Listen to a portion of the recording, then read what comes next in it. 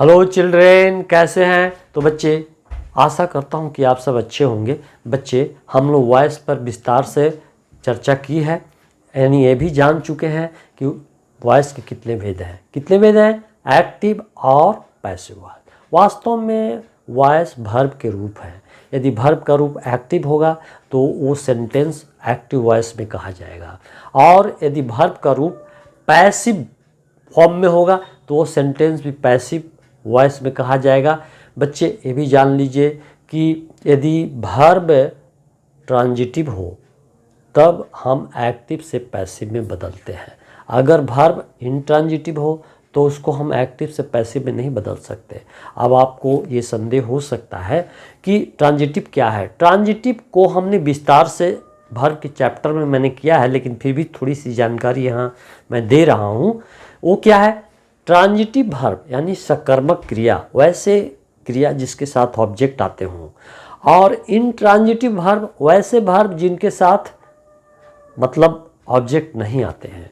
तो आइए बच्चे, हम इसको टेंस वाइज इसकी चर्चा करते हैं। अभी हमने टेंस की भी चर्चा विस्तार से पहले की थी। उसमें जितने सेंटेंस थे वो एक्टिव वॉइस में थे। अब उनका एक्टिव से पैसिव में कैसे बदलेंगे, उनका क्या रूप होगा, हम एक एक करके विस्तार से चर्चा करने जा रहे हैं। तो आइए बच्चे, हम सीखते हैं।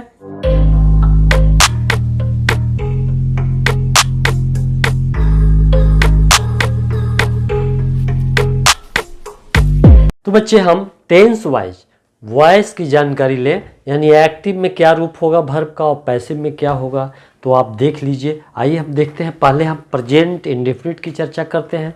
तो देखिए, प्रेजेंट इंडेफिनिट टेंस जिसकी विस्तार से हमने चर्चा की थी, और यहाँ देखिए पैसिव फॉर्म वर्ब का क्या होगा। तो वर्ब का रूप ये होगा इज, एम, आर में से कोई एक हो, और वर्ब का तीसरा रूप हो। वर्ब का तीसरा रूप का अर्थ मतलब ये हुआ कि प्रेजेंट पार्टिसिपल वर्ब का तीसरा रूप होता है, और इसके बाद बाय एजेंट हो जाता है। तो कहने का मतलब ये है कि पहले से एक एक करके समझते हैं। एक्टिव वॉइस, एक्टिव वॉइस में देखिए वर्ब का रूप क्या है प्रेजेंट इंडेफिनिट में। आप जानते हैं कि एक्टिव वॉइस में प्रेजेंट इंडेफिनिट में वर्ब का रूप V1 अथवा V5 होता है। यानी V1 क्या? वर्ब के असली रूप। V5 क्या है? तो वर्ब में एस या एस लगा देते हैं तो वो क्या है? V5 बन जाता है, यानी सिंगुलर फॉर्म होता है। तो देखिए यहाँ read teaches, Ram teaches students, ये टीचेज V5 है।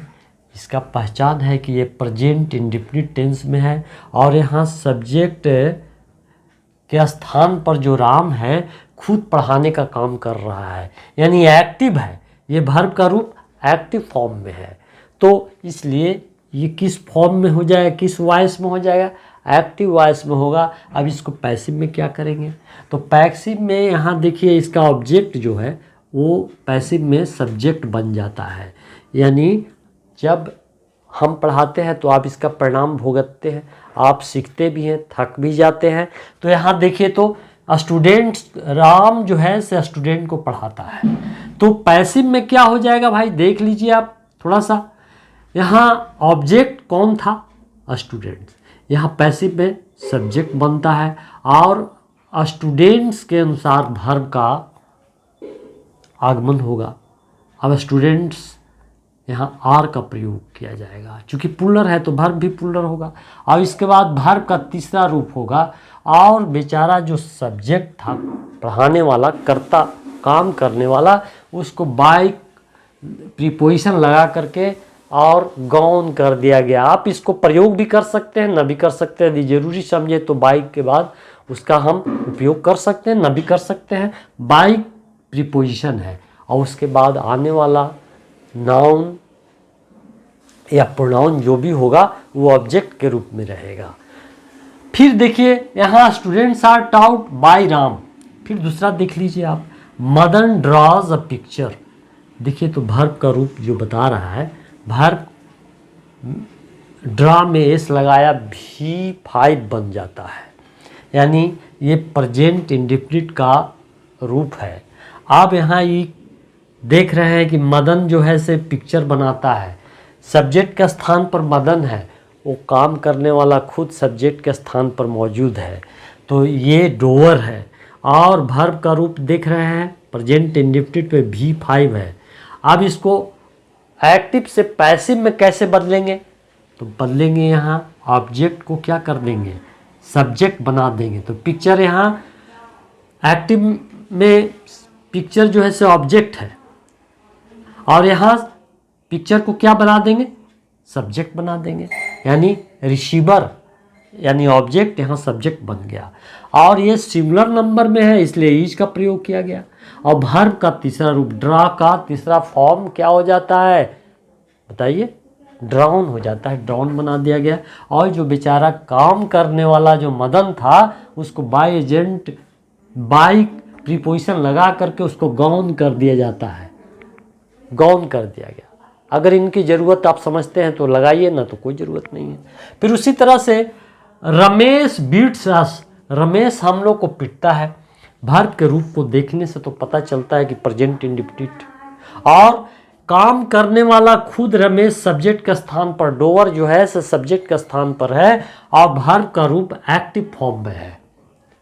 तो आप समझ गए कि एक्टिव वॉइस में है। अब यहाँ इसको पैसिव में जब बदलेंगे तो यहाँ पर ऑब्जेक्ट क्या है, आस, ये सब्जेक्ट बन करके, यानी जब सब्जेक्ट के रूप में कोई भी ऑब्जेक्ट आता है तो वो किस केस में बन के आएगा, नॉमिनेटिव केस में, जिसकी चर्चा हमने पहले से भी की है। नॉमिनेटिव केस का अर्थ होता है कर्ता कारक, यानी सब्जेक्ट का स्थान पर रहने वाले नाउन और प्रोनाउन का केस नॉमिनेटिव केस होता है। तो यहाँ ये जो है से वी बन गया, और वी पुलर है इसलिए वर्ब क्या आया, पुलर। और वर्ब का तीसरा रूप यहाँ पर आता है बीट, बिटेन, और बाई लगा करके जो एक्टिव में रमेश बेचारा काम करने वाला था उसको गौन कर दिया गया, यहाँ ऑब्जेक्ट बना दिया गया। फिर यहाँ देखिए राधा टीचेज मी, राधा मुझे पढ़ाती है। तो राधा तो यहाँ खुद काम करने वाला है और सब्जेक्ट के स्थान पर है। वर्ब के रूप को देखने से पता चलता है कि ये V5 है जो प्रेजेंट इंडेफिनिट का रूप है कि नहीं। तो फिर और यहाँ देखिए ऑब्जेक्ट है, ऑब्जेक्ट मी है। अब इसको पैसिव में जब बनाएंगे तो यही ऑब्जेक्ट सब्जेक्ट बनेगा, मी जो है से आई में परिणत हो जाएगा, और वाई के अनुसार प्रेजेंट इंडेफिनिट में क्या लगेगा, एम लगेगा। और वर्ब का तीसरा रूप यानी टीच, टीच जो है टीचेज आउट हो जाएगा। और यहाँ बाय लगा करके या अन्य कोई प्रीपोजिशन भी लगाया जाता है, बाय लगा करके राधा जो बेचारे डोअर थी उसको एजेंट बना दिया गया, यानी ऑब्जेक्ट बना दिया गया। फिर यहाँ देखिए अगला, सीता गाइड्स हिम, सीता क्या करती है, मुझे मार्गदर्शन करती है। तो यहाँ सीता मार्गदर्शन करने वाला है, डोअर है, और वो सब्जेक्ट के स्थान पर है। और उसके बाद जो वर्ब आया है वो गाइड्स है, गाइड्स यानी V5 है, प्रेजेंट इंडेफिनिट का रूप है। फिर इसके बाद ये देखने से पता चलता है कि एक्टिव फॉर्म में वर्ब है, चूँकि यदि सब्जेक्ट के स्थान पर डोअर है तो वर्ब भी तो एक्टिव फॉर्म में रहेगा, तो यहाँ रहा। अब यहाँ पैसिव में बदलना है हम लोग को, he is guided by Sita. यहाँ देखिए तो हिम जो ऑब्जेक्ट था वो ही बन करके सब्जेक्ट बन गया, और उसके बाद इज का प्रयोग किया गया, और उसके बाद वर्ब का तीसरा रूप लगाया गया, और बाय एजेंट के बाद सब्जेक्ट जो था वो ऑब्जेक्ट बना दिया गया यहाँ।